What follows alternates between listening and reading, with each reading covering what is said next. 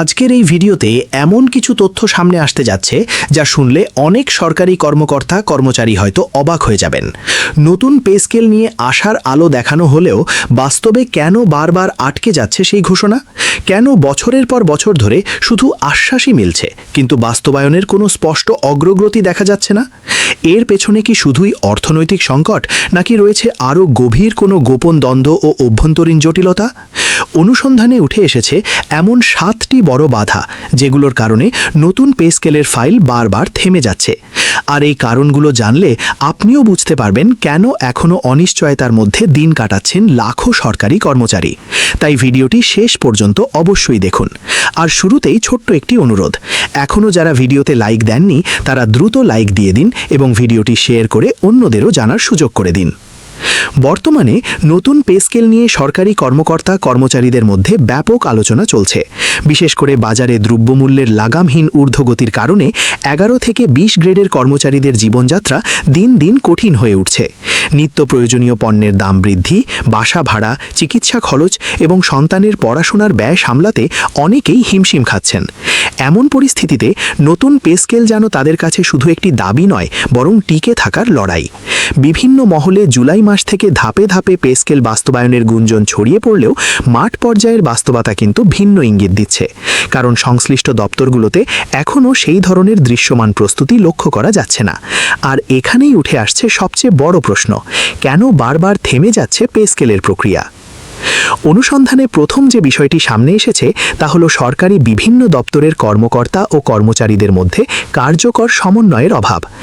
এক দপ্তর যখন জোরালোভাবে দাবি তুলছে, অন্য দপ্তর তখন পুরোপুরি নীরব। কোথাও মানববন্ধন হচ্ছে, কোথাও স্মারকলিপি দেওয়া হচ্ছে, আবার কোথাও কোনো ধরনের কর্মসূচিই নেই। ফলে সরকারের উচ্চ পর্যায়ে একটি শক্ত অবস্থান তৈরি হচ্ছে না, বরং নীতি নির্ধারকরা বিষয়টিকে বিচ্ছিন্ন দাবি হিসেবে দেখার সুযোগ পাচ্ছেন।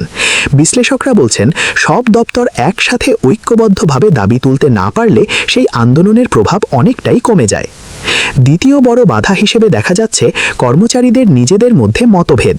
অনেকেই মনে করছেন আগে গ্রেড বৈষম্য দূর করতে হবে, আবার অন্য অংশ বলছে আগে বেতন বৃদ্ধি জরুরি।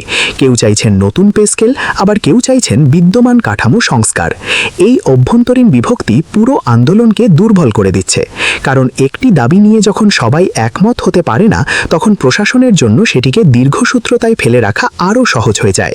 অনেক কর্মচারীর অভিযোগ, এই মতভেদের সুযোগ নিয়েই বিষয়টি বছরের পর বছর ঝুলিয়ে রাখা হচ্ছে। তৃতীয় যে বিষয়টি সবচেয়ে বেশি আলোচনায় এসেছে সেটি হলো আন্দোলনের নামে গড়ে ওঠা কিছু বিতর্কিত সংগঠন। অভিযোগ রয়েছে কিছু সংগঠন বাইরে থেকে কর্মচারী বান্ধব পরিচয় দিলেও ভেতরে ভেতরে সরকারের পক্ষেই কাজ করছে। আন্দোলনের মূল স্রোতকে ভিন্ন দিকে প্রবাহিত করা, বিভ্রান্তি তৈরি করা এবং কর্মচারীদের মধ্যে বিভাজন সৃষ্টি করাই যেন তাদের মূল লক্ষ্য। সাধারণ কর্মচারীদের দাবি, এসব সংগঠনের কারণেই আন্দোলনের শক্তি বারবার দুর্বল হয়ে পড়ছে। অনেকে এটিকে আন্দোলনের ভেতরের অদৃশ্য বাধা বলেও অভিহিত করছেন। চতুর্থ বড় কারণ হচ্ছে শক্তিশালী কেন্দ্রীয় প্ল্যাটফর্মের অভাব। বর্তমানে সরকারি কর্মকর্তা কর্মচারীরা শত শত ছোট ছোট সমিতি ও সংগঠনে বিভক্ত। প্রত্যেকেই আলাদা ব্যানারে কথা বলছে। ফলে সরকারের সঙ্গে আলোচনার সময় কোনো একক বা শক্তিশালী কণ্ঠস্বর তৈরি হচ্ছে না। বিশ্লেষকরা বলছেন, একটি ঐক্যবদ্ধ জাতীয় প্ল্যাটফর্ম তৈরি না হলে বড় ধরনের দাবি আদায় করা অত্যন্ত কঠিন। কারণ সরকারও তখন সহজেই বুঝতে পারে যে আন্দোলনের ভেতরেই ঐক্যের অভাব রয়েছে। পঞ্চম বাধা হিসেবে উঠে এসেছে ঊর্ধ্বতন কর্মকর্তাদের সহযোগিতার সংকট। অভিযোগ রয়েছে অনেক উচ্চপদস্থ কর্মকর্তা নিজেদের সুযোগ সুবিধা নিয়ে মোটামুটি সন্তুষ্ট থাকায় নিচের গ্রেডের কর্মচারীদের সমস্যা নিয়ে তেমন জোরালো অবস্থান নিচ্ছেন না। ফলে অধস্তন কর্মচারীদের কষ্ট, জীবনযাত্রার চাপ কিংবা বাস্তব সমস্যাগুলো নীতি নির্ধারণী পর্যায়ে যথাযথ গুরুত্ব পাচ্ছে না। অনেক কর্মচারী মনে করছেন ঊর্ধ্বতন কর্মকর্তারা যদি আন্তরিকভাবে পাশে দাঁড়াতেন তাহলে পে স্কেল বাস্তবায়নের প্রক্রিয়া অনেক দ্রুত এগোতে পারত।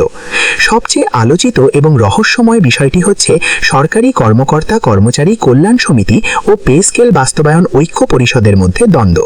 এই দুই সংগঠনের বক্তব্যে দেখা যাচ্ছে স্পষ্ট অসামঞ্জস্য।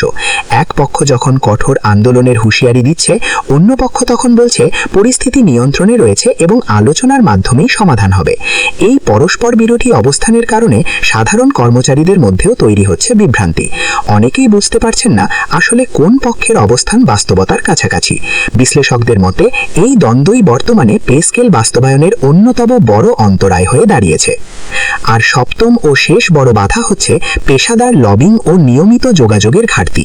অর্থ মন্ত্রণালয়, জনপ্রশাসন মন্ত্রণালয় কিংবা সংশ্লিষ্ট দপ্তরগুলোর সঙ্গে যেভাবে ধারাবাহিক ও কৌশলগত যোগাযোগ বজায় রাখা দরকার, সেটির অভাব স্পষ্টভাবে দেখা যাচ্ছে।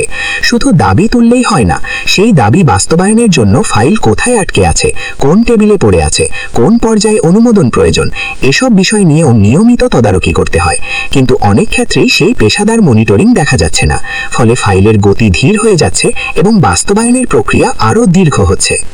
সব মিলিয়ে পরিস্থিতি এখন এমন এক জায়গায় এসে দাঁড়িয়েছে যেখানে সরকারি কর্মকর্তা কর্মচারীদের মধ্যে যেমন প্রত্যাশা বাড়ছে, তেমন বাড়ছে হতাশাও। নতুন পে স্কেল আদৌ কবে বাস্তবায়ন হবে, নাকি আবারও আশ্বাসের মধ্যেই সীমাবদ্ধ থাকবে, সেই প্রশ্ন এখন ঘুরপাক খাচ্ছে সবার মনে। তবে একটি বিষয় স্পষ্ট, ঐক্য, শক্তিশালী নেতৃত্ব এবং সমন্বিত উদ্যোগ ছাড়া এই দাবিকে বাস্তব রূপ দেওয়া অত্যন্ত কঠিন হয়ে পড়বে। তো প্রিয় দর্শক, নতুন পে স্কেল নিয়ে আপনাদের কি মতামত? আপনারা কি মনে করেন এই 7টি বাধা দূর করা সম্ভব? আর সরকার কি শেষ পর্যন্ত নতুন পে স্কেল বাস্তবায়নের ঘোষণা দেবে? আপনার মূল্যবান মতামত অবশ্যই কমেন্ট করে জানাবেন। ভিডিওটি ভালো লাগলে লাইক, শেয়ার করতে ভুলবেন না। আর প্রতিদিনের গুরুত্বপূর্ণ আপডেট নিউজ সবার আগে পেতে আমাদের সঙ্গে থাকুন।